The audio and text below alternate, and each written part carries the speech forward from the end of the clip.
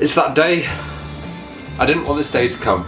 I quite liked building the GS. I've gone through a lot of battles with this bike, but no bike will ever beat me. No. And the GS, for one, was determined to beat me, even up till... you know what, at some point I thought this bike was cursed. Up until the point where I was actually mounting the seat on the other night just to put the battery and everything like that. I'd put the seat on a chair, thinking it was going to be safe, and then a gust of wind blew the door closed, and then that door then blew another gust of wind which blew the cowl off the seat. And it's just things like that that make me think that no, it shouldn't be happening. But anyway, I resprayed that. Not a big job. As a lot of you might have seen on Instagram, it's got a new eye. So I've redone the headlight, and the headlight was the last thing that I wanted to do to the bike. It was just something that wasn't gelling right to me. It wasn't sitting properly, so I ended up spraying that the same colour as the rest of the bike, and then whilst I was doing that I could just respray the cowl.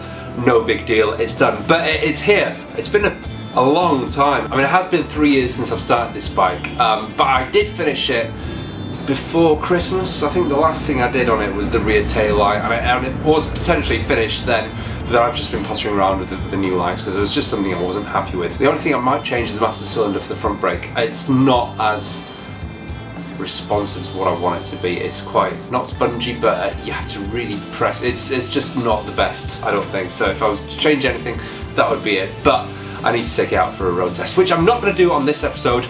I will explain more in the next episode why I can't take it on the road just yet. There is only 3 weeks to wait.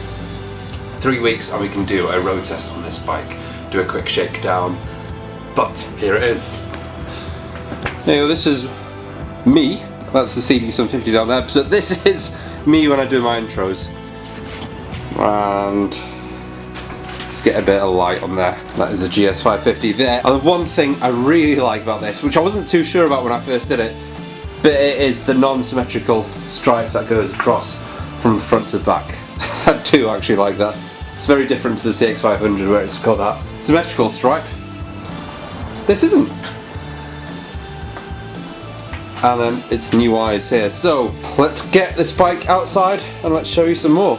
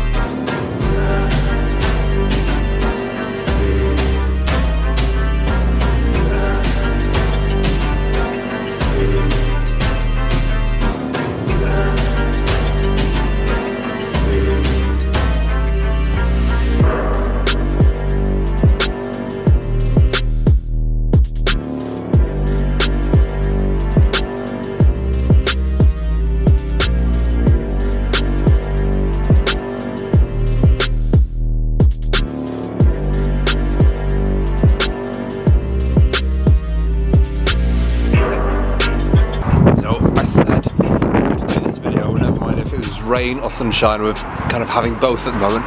It's starting to rain now, my camera's getting a bit wet, I can see a bit of wetness on there, and oh god, typical isn't it? Typical when you want to do things and then the rain comes out. Oh, and the sun's coming out now, I think.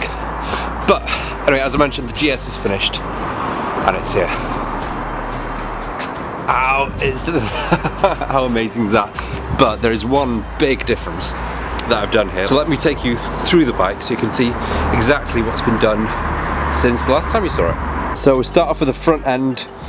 Obviously, as you can see, the headlight bucket and the actual headlight rim itself has been painted blue, the same colour as the bike. I think that's the one thing that was kind of not sitting right with me, was that the fact that that was black and with a silver, chrome sort of end. I wanted it all to blend into the rest of the bike, and I think it does now.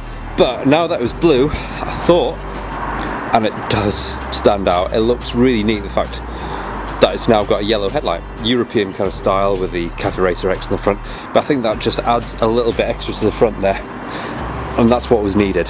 We still have the same dials at the front. The engine, obviously it's been wrapped, you saw that episode where it was being wrapped, but everything is now secure. The exhaust has been mounted onto the exhaust bracket at the bottom there, the chain has been aligned. Work on the engine, if you haven't already followed this series, the engine has been the biggest pain of all. Carbs have been the bane of my life. They have been rejetted and everything like that. These little manifold boots, new ones of those all around because they were leaking, the old ones were leaking. That was a massive expense. Going around to the other side here, so as a lot of you know, we've got, see, sun's out now. Why is that?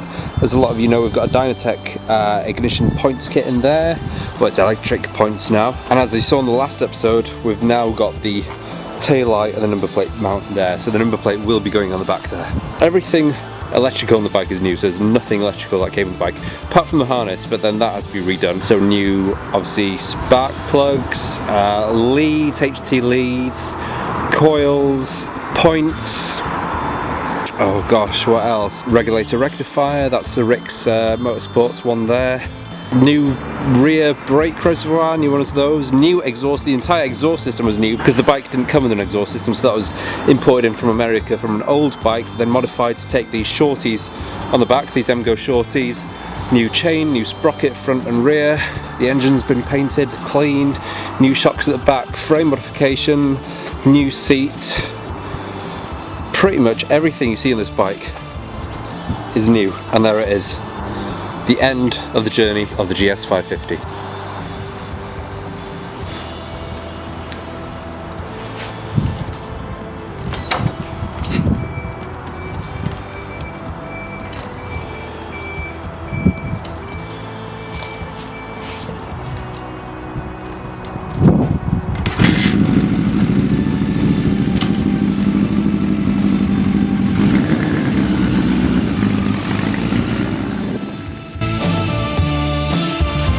And that is all from this channel for the GS series. For now, anyway, for now. It's not to say that I won't be posturing about the GS more, and there will also be riding videos of the GS, there'll be time-lapse videos of the GS, there'll be all sorts, it'll all be continuing on this. So it's not the last video of the series, it's the last build video, technically, of the series, but as a lot of you know me by now, I'm never satisfied with what there is. There's always going to be positive. Oh, new tyres as well. New tyres. The tyres don't need changing just yet, but I think I'm not happy with them. Again, they could do with better tyres, especially in the front. I think the front could do with a wider tyre as well and a better tyre. So I will be changing the tyres, and I might actually be doodling in some yellow paint lettering on the tyres as well. That might be something. So anyway, if you like what you see and if you want to stay up to date with this channel, there'll be more videos. We've got the CB750 down here that needs to be done.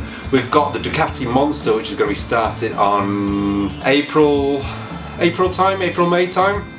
We've also got the Myco 490, and that's going to be worked on. That is a pure restoration as well. So if you want to stay up to date with this channel, then subscribe, hit that bell icon, and also visit philipbulletindustries.com if you want to see if there's any merchandise that you like from this channel. Everything that you buy helps support this channel, it helps build more bikes. Now that we've got two out of the way, with a third pretty close to CB750, we're going to need more builds. So until the next video, which will hopefully be at the end of this week on Friday, ride safe, stay safe, and see you then.